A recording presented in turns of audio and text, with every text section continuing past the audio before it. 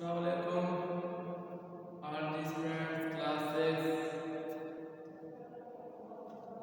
अजय पंहिंजो टॉपिक सफ़ाई जे बारे में जीअं त तव्हांखे ख़बर आहे सफ़ाई अधु ईमान आहे।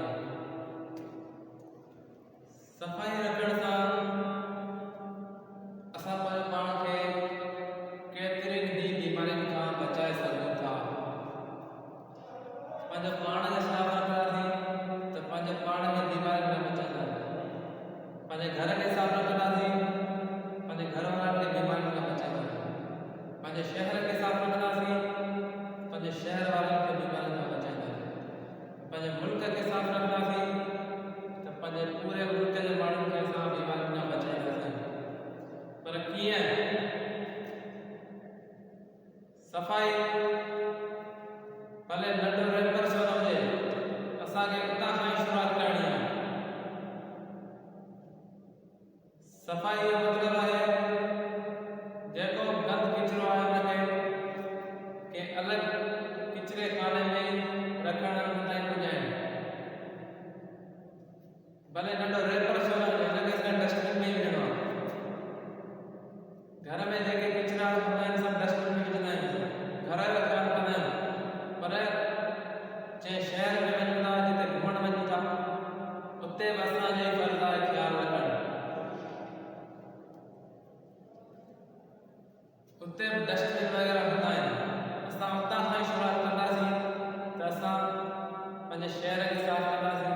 आहिस्ते आहिस्ते ईअं करे करे असां मुल्क बि साफ़ ऐं पाक थी वेंदो। असां इलाही बीमारियुनि खां बची वेंदासीं। असांखे ॿिए कंहिंजो इंतज़ारु न करणु घुरिजे त ही सफ़ाई जो कमु मुंहिंजो कोन्हे, स्वीपर कंदा, हिन लाइ रखियल माण्हू बसि पाण ई कंदा स्वीपर, त हीअ ॻाल्हि सही न आहे। असां हीअं अगरि शुरूआत कंदासीं त असांजो फर्ज़ु आहे त आहिस्ते आहिस्ते शहर साफ़ थींदो, पूरो मुआशिरो साफ़ थींदो, मुल्क साफ़ थींदो, त असां सिहतमंद ज़िंदगी गुज़ारे सघंदासीं। पर इहा ॻाल्हि यादि रखणी आहे त भले नंढी थेली छो न हुजे, नंढो रैपर हुजे, असांखे उनजो ख़्यालु करणो आहे, डस्टबिन में ई विझणो आहे, ॿाहिरि न विझणो। जीअं असां पंहिंजे पाण खे साफ़ था रखूं, साॻी तरह असां पंहिंजे मुआशिरे खे मुल्क खे साफ़ रखणु असांजी ज़िमेदारी आहे। हींअर जेको पंहिंजो टॉपिक आहे visit to the park, class 6 unit 1। Story आहे ॿ कैरेक्टर हमज़ा ऐं अब्दुल्ला। हिन में सफ़ाई जे बारे में हिकिड़ी सुठी कहाणी आहे जेका पढ़ंदासीं त सम्झ में ईंदी ऐं असांखे सबक़ु सिखण लाइ मिलंदो। So let's start.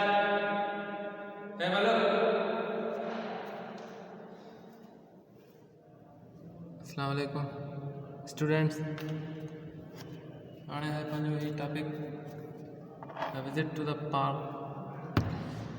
One bright sunny morning, Hamza and Abdullah decide to go to their neighborhood park. हिकु ॾींहुं सुबुह जो सिज जी रोशनी में हमज़ा ऐं अब्दुल्ला सोचियो त असीं वेझो हिन जे हिकिड़ो पार्क आहे घुमण वञूं। It is Sunday and both friends are in high spirit. आश्चर्य जो ॾींहुं, मोकल जो ॾींहुं हो, हुन करे इलाही पुरजोश हुआ। They stopped outside the park to buy some ice cream from a small shop near the gate.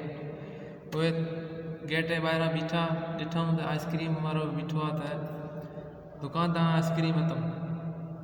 They then entered the park happily eating and chatting until पोइ हू वरी अंदरि दाख़िल थिया पार्क में, ख़ुशी सां विया पिए, आइसक्रीम खाधऊं पिए, ॻाल्हायूं पिए, गपशप कयूं पिए जेसिताईं अब्दुल्ला ऐं हीअ ॿ कैरेक्टर आहिनि हिन में, अब्दुल्ला ऐं हमज़ा। अब्दुल्ला ऐं हमज़ा ओरल कम्युनिकेशन पिया कनि, ॻाल्हाईंदा, चैटिंग कंदा कनि पिया। You should not throw your ice cream wrapper on the ground. Hamza खे चए थो अब्दुल्ला त तोखे इहो आइसक्रीम जो जेको पन्नो हो जो रैपर हो हिनखे तोखे ग्राउंड ते फर्श ते न उछलाइणो हो। हमज़ा ने चए थो वाई शुडंट आई, छो न मूंखे न ईअं करणु घुरिजे। Everyone else throws trash around here, हर को माण्हू हिते इहो किचिरो उछलाए पियो। अब्दुल्ला चए थो if we want a clean and beautiful Pakistan we should try and make it one. अगरि असीं चाहियूं था त असांजो जेको मुल्क आहे सुठो हुजे, ख़ूबसूरत हुजे, त असांखे इहो कोशिशि करणु घुरिजे साफ़ करण जी, सफ़ाई करण जी। Hamza but Abdullah throwing a single wrapper will not make any difference। चए थो हिकिड़ो रुगो पनो उछलाइण सां को फ़र्क़ु कोन थो पए, हिन सां कुझु कोन थींदो। अब्दुल्ला चए थो इट विल, इहो थींदो। If we all throw a single piece of trash, it will soon create a rubbish heap in the park। असां अगरि ईअं हिकिड़ो रुगो पनो उछलायूं था त ईअं आस्ते आस्ते जमा थी करे हर को ईअं सोचींदो त मुंहिंजे उछलाइण सां को फ़र्क़ु कोन थो पए, त ईअं आस्ते आस्ते ईअं ढेर थी वेंदो जीअं हीअ आहे केतिरो आहे किचिरो। Therefore we must follow the park rules here and protect our public places। तंहिं करे असांखे पार्क जा जेके रूल आहिनि, असूल आहिनि, असांखे उन्हनि ते अमल करणु घुरिजे त जीअं असीं पंहिंजे घुमण जी जॻहियुनि खे बचाए सघूं। हमज़ा पार्क रूल्स पुछेसि थो, पार्क रूल्स कहिड़ा park rules, what park rules, छा आहिनि रूल, कहिड़ा आहिनि हिते तरीक़ा आहे। अब्दुल्ला शेकिंग हिज hand come with me. Abdullah हिनखे इशारे सां ईअं हा जो इशारो करे सॾु कयईंसि, हलिया हिन।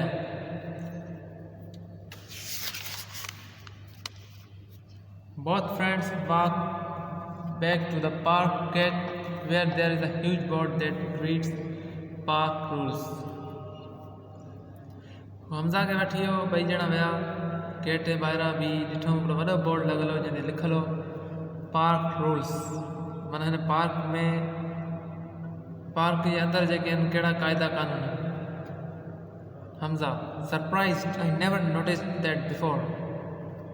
हमज़ा जेको हैरान थी वियो, चई हीअ त मूं ॾिठो ई कोन पहिरीं।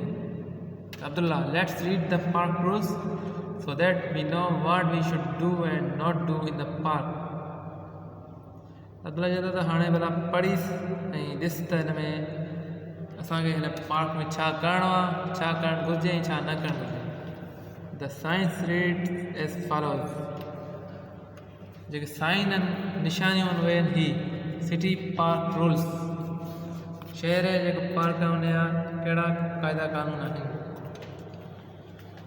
Number 1 you must not write or draw on the walls of the park. तव्हां पार्क में अंदरि जेके दीवारूं आहिनि उन ते कुझु न लिखी सघो था, न ई कुझु ड्रा करे सघो था, छापे सघो था या छा। You must not throw trash around the park, use the provided dustbin. Number 2 ते चए थो त तव्हां को बि भले हिकिड़ो नंढो पनो हुजे, रैपर हुजे, छा बि हुजे, नथा उछलाए सघो ईअं, छो त हिते डस्टबिन तव्हां लाइ मुहैया कया विया आहिनि। Number 3 you must not cut or harm the plants and trees. तव्हां हिते कंहिं बि ॿूटनि खे, वणनि खे को बि क़िस्म जो नुक़सानु नथा पहुचाए सघो। U must not write on damage the benches. U must not write on or damage the benches. तव्हां हिते जेके बेंचूं आहिनि, वेहण लाइ सीटूं आहिनि, हिननि खे न हिन ते कुझु लिखी सघो था, न हिननि खे को क़िस्म जो नुक़सानु पहुचाए सघो था, न टोड़े सघो था। You must follow the park timing from 8 AM to 8 PM डेली। रोज़ तव्हांखे हिन पार्क में अचण जा टाइम ॾिनल आहिनि, सुबुह जो 8 खां राति जो 8 ताईं। Children must come with an adult. ॿार जेके नंढा कंहिं वॾनि सां गॾु अचनि, पंहिंजनि ॿारनि सां, माउ पीउ सां अचनि।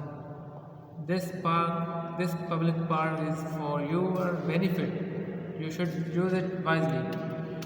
हीअ जेको पब्लिक पार्क आहे हीअ तव्हां सभिनी लाइ फ़ाइदेमंद आहे। तंहिं करे तव्हांखे हिनखे एतिराम सां प्यार सां इस्तेमालु करणु घुरिजे। Abdullah, now do you realise Hamza what you must do and not do in the park. पुछे तो छा तोखे हींअर अहसासु थियो हमज़ा, छा असांखे करणु घुरिजे छा न करणु घुरिजे पार्क में। हमज़ा चए तो यस आई डू। अब्दुल्ला तो हा अब्दुल्ला सम्झो मूंखे अहसासु थियो। Abdullah public places are there for us to use.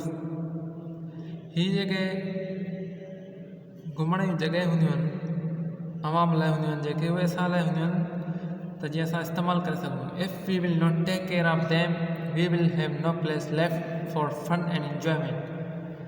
अगरि असां हिन जो ख़्यालु न कंदासीं त आहिस्ते आहिस्ते ही सभु ख़तमु थींदा ऐं पोइ न असां घुमी सघंदासीं न मज़ा करे सघंदासीं। Hamza I have an idea. हाणे हमज़ा हिननि खे हिन ॿुधाए थो त मूं वटि हिकिड़ो आइडियो आहे हिकिड़ो। Just putting up these rules in not enough. जेके असांखे क़ाइदा मिलियल आहिनि पार्क में अचण जा इहे काफ़ी न आहिनि। We should teach others how to keep the public places clean. असांखे ॿियनि खे बि इहो सम्झाइणु घुरिजे त जेके अहिड़ियूं तमामु जूं जॻहियूं आहिनि घुमण जूं जॻहियूं आहिनि उनखे साफ़ु रखणु घुरिजे। अब्दुल्ला चए थो हाउ कीअं। Hamza we can put up posters telling people how and why to keep the place clean. Hamza चए थो त असां पोस्टर हणंदासीं वॾा त जीअं माण्हुनि खे आगाह करे सघूं त असां कीअं साफ़ु कयूं हिननि जॻहियुनि खे ऐं छा लाइ कयूं। त अब्दुल्ला चए थो and we can also place dustbins all around the park with sign of keep Pakistan clean on them. Abdullah चए थो हा ऐं असांखे डस्टबिन बि रखणु घुरिजनि पार्क जे ॿाहिरां इर्द गिर्द त जीअं ऐं उन ते लिखणु घुरिजे त कीप पाकिस्तान क्लीन। हुन डस्टबिन ते लिखणु घुरिजे त जीअं आवाम जेको आहे माण्हू उन्हनि खे ॾिसी करे सम्झनि सोचनि त ऐं पाकिस्तान खे साफ़ु करिणो आहे असांखे माना पाकिस्तान जो जेको असांखे ख़ूबसूरत करिणो आहे सफ़ाई करे त उअं ई थींदो त असां भले नंढो रेपर हुजे या छा हुजे असांखे डस्टबिन इस्तेमालु करिणो आहे। आहिस्ते आहिस्ते सफ़ाई थी वेंदी त मुआशिरो साफ़ु थींदो कॉलोनियूं सोसाइटी पोइ वञी आहिस्ते आहिस्ते ईअं सभु को कंदो त वञी पाकिस्तान असांजो साफ़ु सुथिरो लॻंदो। हमज़ा ग्रेट चए थो इहो त सुठो इलाही तमामु सुठो। Let's keep our park clean and teach others to do the same. हाणे हलो त असां पार्क खे बि साफ़ु कयूं ऐं ॿियनि खे बि इहो सेखारियूं त इहो जेको असां हींअर सोचियो आहे कीअं उन ते अमल कजे।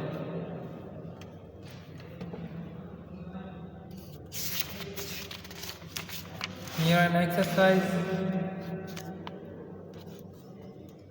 Read the text and choose one suitable title for the text from the ones given below.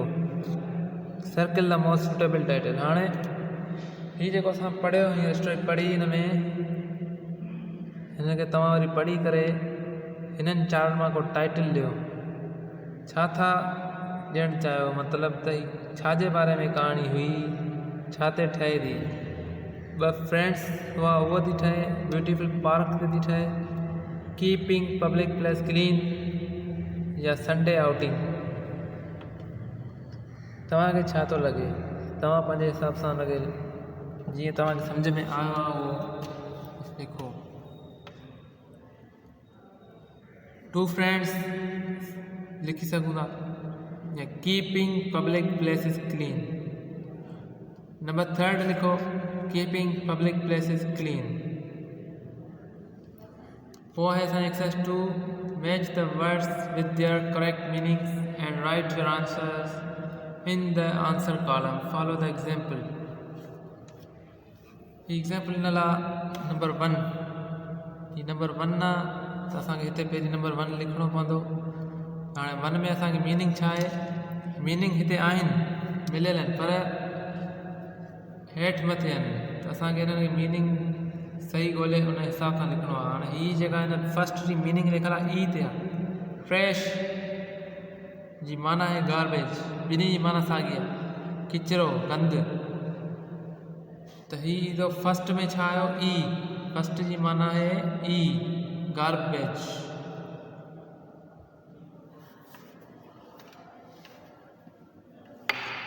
Number 2 Diya heap. Heap जो थींदो असांखे हिते पहिरीं असांखे लिखणो पवंदो नंबर 2, छो त हिते ॿिए जो था हल कयूं, पोइ हुन जी माना ॻोल्हणी आहे, डैश ॾेई। हाणे माना हिन में कहिड़ी आहे, डी, पायल। ॿिन्ही माना आहे ढेर, गंद जो ढेर। नंबर 3 ते 3 लिखी डैश ॾींदासीं ऐं माना ॻोल्हींदासीं, high spirit.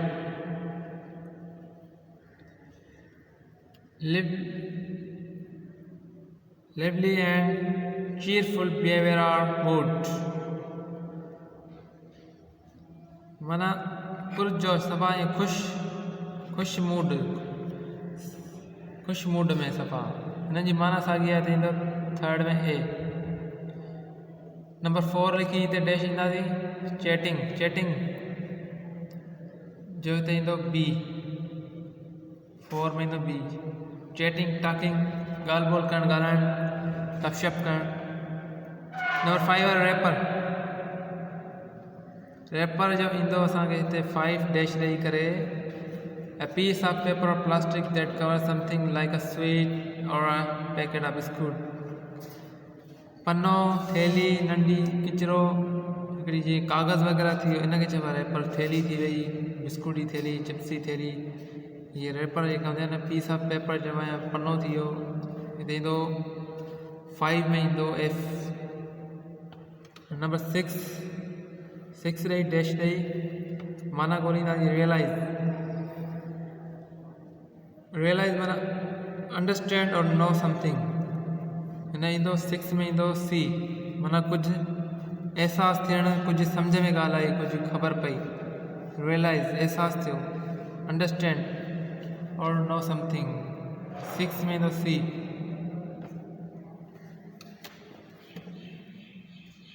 Exercise 3, read the text and find out if the following statements are correct or incorrect.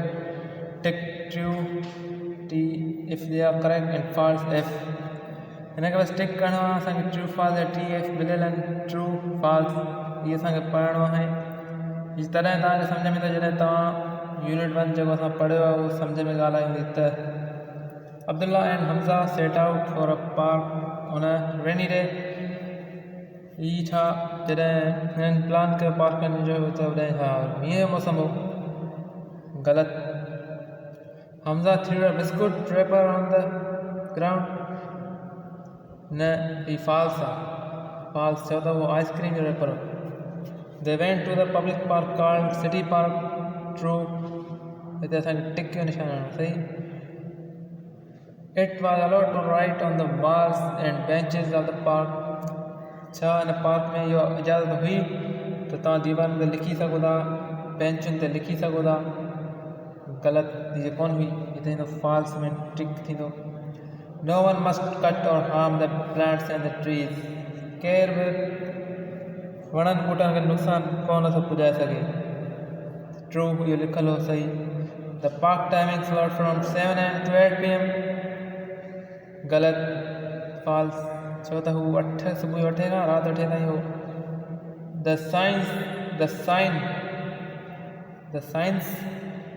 Science लिखियलु आहे, माना ही निशानी, सिंबल हूंदो आहे।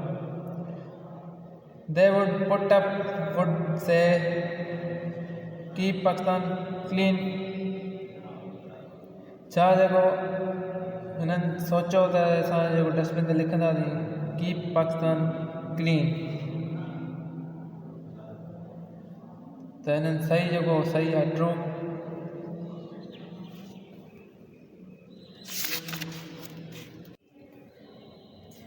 एक्सरसाइज 4 में आए, read the text and find out which sentence come first in the text. जेको टेक्स्ट आहे यूनिट 1 पढ़ियोसीं, सॼो पढ़ो, सम्झो, विच कम फर्स्ट एंड विच कम सेकेंड एंड सो ऑन। त असांखे हीअ जेका असांखे पढ़णा आहिनि, त असां जेको अगरि यूनिट पढ़ियो हूंदो हुन खां पोइ असांखे ॻाल्हि सम्झ में ईंदी। ऐं हीअ तव्हां लाइन पढ़ी करे तव्हां हुन बैक साइड वञो ऐं ॾिसो, पढ़ो, सम्झो, त हिन में जेका पहिरीं कहिड़ी लाइन थी अचे हिन में पहिरियों जुमिलो हमज़ा ऐं अब्दुल्ला कहिड़ो ॻाल्हायो आहे पहिरियों हिन में आहे example they stop outside the park to buy some ice cream हिन में जेको पहिरीं जेको लिखियलु आहे कहाणी शुरू थिए थी त हीअ लिखियलु आहे हुन खां पोइ छा आहे लिखियलु तव्हांखे ॿुधाए छॾियां थो पर तव्हां वरी पाण हिनखे सर्च कजो नंबर 2 ते आहे you should not throw your ice cream wrapper on the ground हिते नंबर 2 नंबर 3 ते हो throwing a single wrapper will not make any difference ये थर्ड लाइन हुई नंबर 4 the line हुई if we all throw a single piece of trash it will soon create a rubbish heap in the park ये number 4 the and number 5 the therefore we must follow the park rules and number 6 the line let's read the park rules so that we know what we should do and not do in the park सही हाँ ये exercise 5 आहे तव्हांखे right all above sentences in the correct order in your notebook हाँ ही जेके आहिनि तव्हांखे जेके बि जुमिला आहिनि सभु पंहिंजी कॉपी में उतारियो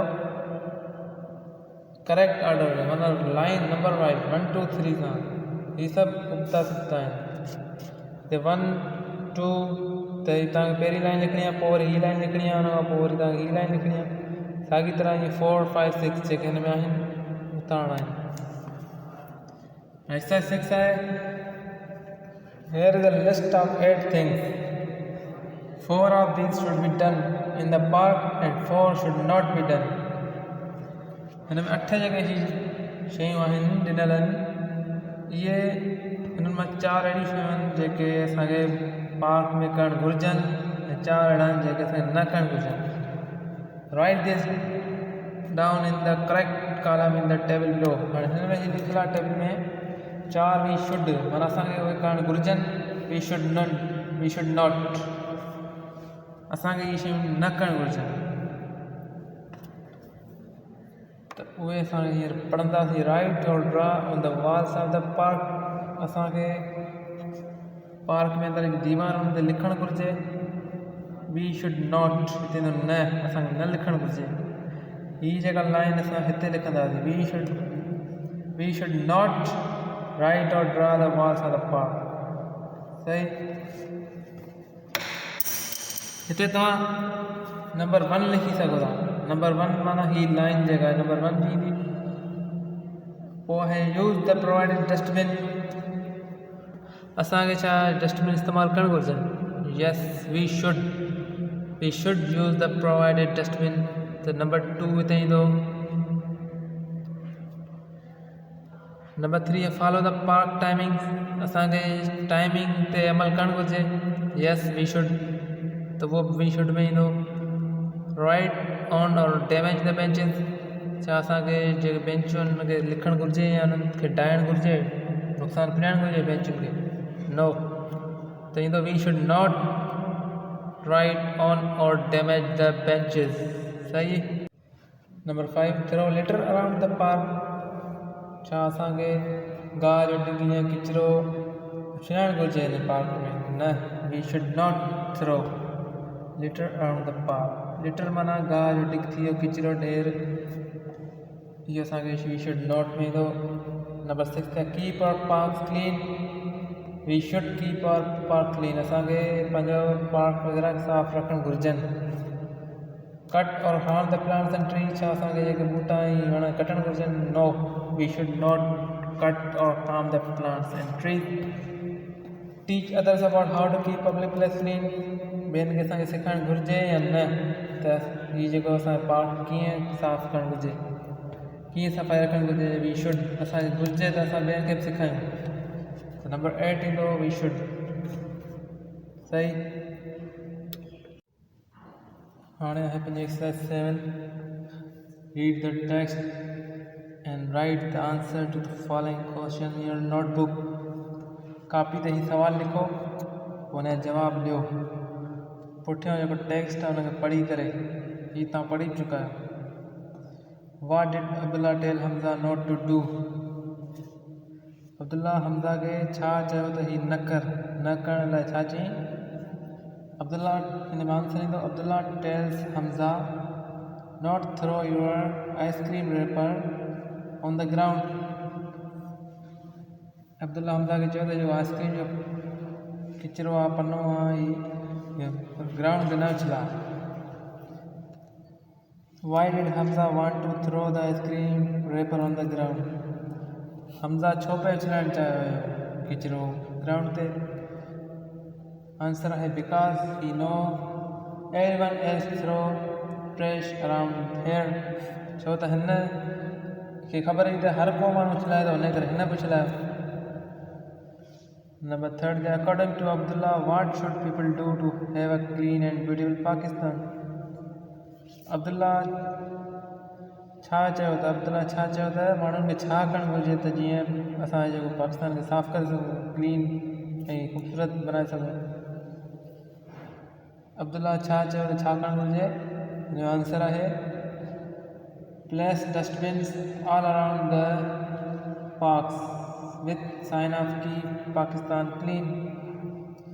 अब्दुल्ला चयो त असांखे जेके डस्टबिन आहिनि उन्हनि ते लिखणु घुरिजे कीप पाकिस्तान क्लीन ऐं पार्क जेके पब्लिक प्लेसिस आहिनि उन ते असांखे डस्टबिन मुहैया करणु घुरिजनि, उते रखणु घुरिजनि। Number 4, where was the board on which the park rules were written? इहो बोर्ड किथे हो जंहिंमें हीअ रूल्स लिखल हुआ, क़ाइदा क़ानून लिखल आहे। बोर्ड्स हिन जो आंसर बोर्ड वाज़ ऑन द पार्क गेट। जेको पार्क जो गेट उन ते उन साम्हूं हो गेट इहो बोर्ड।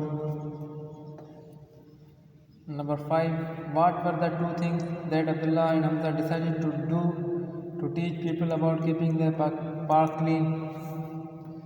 अब्दुल्ला ऐं हमज़ा छा सोचो ऐं छा तय कयो त असां माण्हुनि खे कीअं माना उन्हनि आगाह करे सघूं था त हीउ जेको पार्क क्लीन कनि, कहिड़ो फ़ैसिलो कयो उन्हनि सोचो? आंसर आहे त to put up posters and place dustbins with sign of keep Pakistan clean.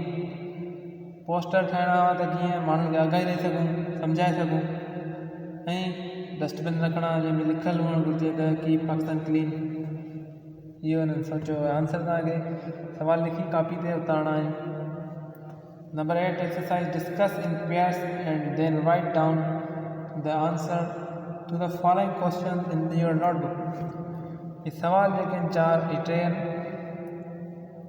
आहिनि, 4 ॼणा ग्रुप ठाहे सोचो।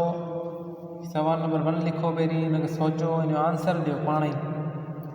Why should we take care of public places? असांखे माना पंहिंजनि अहिड़नि जॻहियुनि खे जेके पब्लिक प्लेसिस आहिनि, घुमण जी जॻहियूं आहिनि, उन्हनि खे असां छो उनजी संभाल करणु घुरिजे? इहो तव्हांखे करिणो आहे, सोचणो आहे छो। असां एतिरो सारो ई पढ़ियो आहे टेक्स्ट हिन खे, तव्हांखे पंहिंजी राय ॾियणी आहे त हीअ असां छो ख़्यालु करणु घुरिजे। List down all the public places that you can think of. तव्हांजी नज़र में जिते तव्हां रहो था उते कहिड़ा कहिड़ा घुमण जी जॻहियूं आहिनि, पब्लिक प्लेसिस आहिनि, उहे तव्हां लिस्ट ठाहियो हुनजी, सोची करे पाण डिस्कस कयो। Number 3, write down some of the things that you can do to create awareness about taking care of public places. हाणे तव्हां पंहिंजी राय ॾियो, पाण लिखो, सोचो त असां जेके पब्लिक प्लेसिस आहिनि, घुमण जी जॻहियुनि खे असां उन्हनि जी संभाल ऐं हुनजी कीअं था करे सघूं, ख़्यालु कीअं था करे सघूं। हिकु त हो आगाह करणु जेको हुननि सोचो, पोस्टर ठाहींदासीं, ॿियो डस्टबिन रखंदासीं। अञा कहिड़ा तरीक़ा आहिनि उहे तव्हांखे लिखणा आहिनि। हीउ सवाल लिखी हिन जवाबु ग्रुप में थी करे सोचो ऐं लिखो। Unit 1.1 is complete now. If you have any question you may ask.